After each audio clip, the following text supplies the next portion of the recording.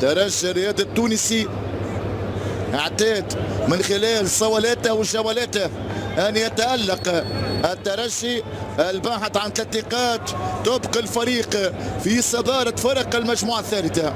هذا ميميش الحارس اللي يحرس مرمى الترجي، حارس المستقبل. ميميش انتزع السيبة الأساسية، وأيضا النيجيري الصغير أوكبيلو. عيسى سيطلق صافرة الانطلاق لهذا الحوار العربي. الترجي سيلعب من أجل الفوز، والهلال أيضا. ينطلق الآن اللقاء، وكورة لمصلحة الفريق السوداني. ينطلق بالكورة محمد عبد الرحمن، يمر غربال، ترجع تونسية من خضر، تعود تونسية. كورة بينية، ترجي في هجمة أولى. بن حميدة مرة الكورة تلعب الآن بلمسة، ترجع من الدفاع السوداني. أن يتجاوز دوري مجموعات، أن يلعب أدوار متقدمة. هذه الكورة تنتهي خارج الملعب، طالب ركنية توجاي، كرة تنتهي خارج الملعب.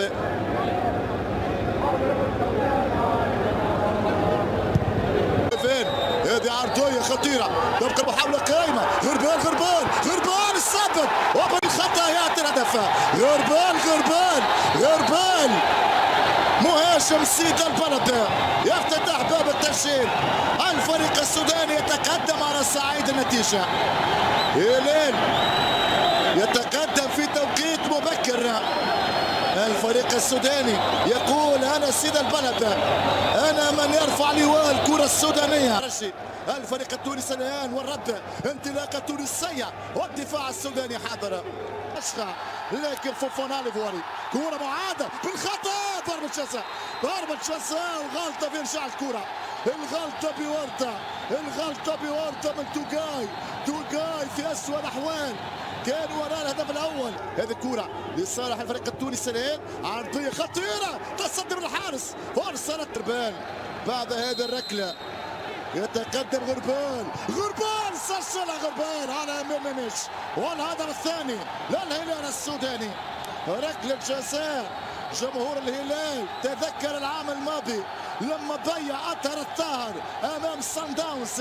ركلة جزاء كانت كافية لتأهل سيد البلد الدور الثاني. ضاعت الركلة وضاع الحلم، ولكن الهلال هذه المرة مع غربال مركز، وراء صناعة التفوق. كان وراء هدف أول بعد الاختراق والتسديد. كرة ضربة مرياح، والآن غربال من علامة الجزاء على يمين بن علي يراوغ، يتقدم، يلعب كرة بن علي، تنتهي عند فوقات. ركنية تونسية تقا، يرفع كرة تقا، هذه رصية بعيدة على مرمى فقط. لم يتمكن من تخطي دوري الجروب. كرة من بن حميدة، تعود حميد السيل مرياح، كرة في اليمين عند بن علي عرضية، خروج الحارس، سقوط لاعب الترجي، والحكم يقول ركلة حارة غير مباشرة. الفريق السوداني واضح تماما. المدرب فلوران يبيع لحسام الدين غشة، يرفع كرة غشة خطيرة، ولكن فوفانا المكشخة في العودة. كرة تلعب الآن من بن حميدة، عرضية متقان والدفاع موجود. الكرة باتجاه غشة، كنترول من الجزائري، يمر غشة، يلعب كرة غشة في البوكس، ترجع من الدفاع بصحوة الفريق التونسي. بن علي مرر استلام كرة منطقة الجزاء، عرضية خطيرة عند مرياح. بن علي مرر، استلام الكرة والتسديد، لكن كرة تابعة من غربال، تعود بن علي الكنترول، ولكن الكرة 2-0 ما زال الترجي في الميدان. غشة يمرر، محاولة تونسية، محاولة الاختراق، كرة تصل ليان عرضية والدفاع موجود، ترفع كرة منطقة الجزاء، رصية عند فوفانا، كرة في البوكس ورصية أخيرة عند ليفواري.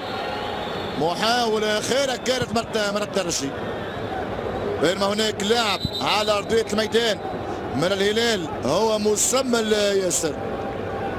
الترجي يتقدم ولم تسديد، كرة يمررها دفاع السوداني في مرحلة الوراء عند اللاعب دربالي.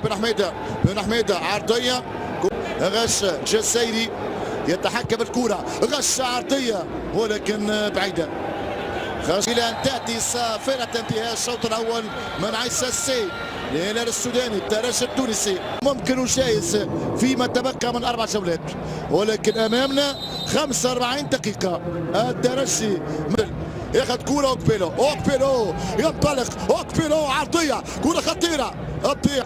تقا يختار التمرير، يرجع كرة للوراء، طلع منيان العرضية يمين عند انطلاقة غشة تعرب لعرق بوكرة. محاولة تونسية الآن، بوكرة يرفع كرة، بوكرة والمدافع طارق ثابت ينتظر في هذه الكرة. كرة منيان عرضية وقف أمام النجم رياض الساحل التونسي.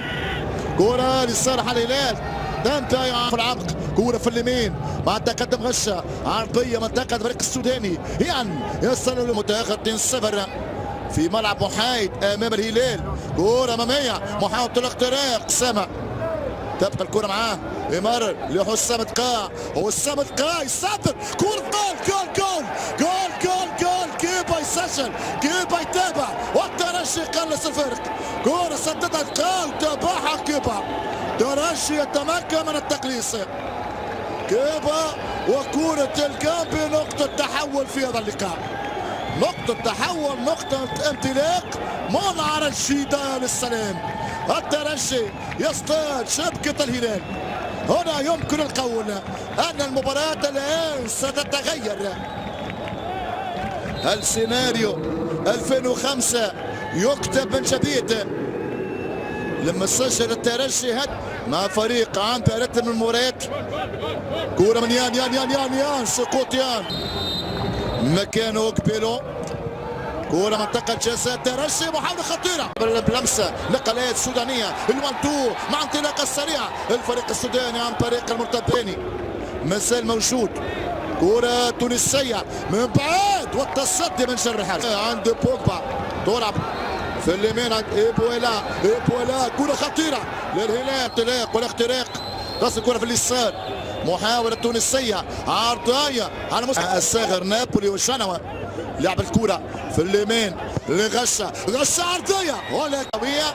هنا كرة لصالح الفريق السوداني. جون مانو غربال ينطلق الفريق السوداني، يتحرك الهلال، لمسات رائعة. كرة الثالث الهدف الثالث بالتيكي تاكا السودانية. كده يا تيريلا، كده يا سوداني، كده ما أروع هذا الهدف الامبايي والثالث. رائع جدا الفريق الهلال، ممتع جدا السوداني. الهدف الثالث، الضربة الحاسمة، والهلال يأكد الانتصار. سلسلة من التمريرات، هلال المتعة، هلال التشويق، هلال الإثارة. يا لها من إثارة، يا له من هدف يدرس في دار السلام ب3 لمسات.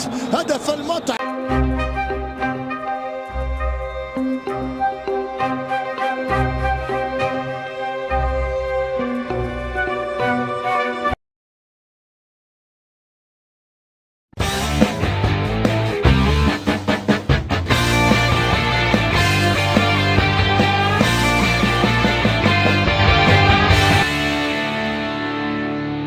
قرر الاتحاد الأفريقي لكرة القدم كاف تعديل موعد مباراة الأهلي وشباب بلوزداد الجزائري في القاهرة. وقال مصدر بالأهلي لكوورا إن الكاف عدل موعد مباراة الأهلي وقرر تقديم موعد المباراة لتقام يوم 8 ديسمبر كانون أول المقبل في تمام 9 مساء. ويستعد الأهلي لمواجهة يانغ أفريكانز التنزاني السبت المقبل في الجولة الثانية من دور المجموعات لدوري أبطال أفريقيا.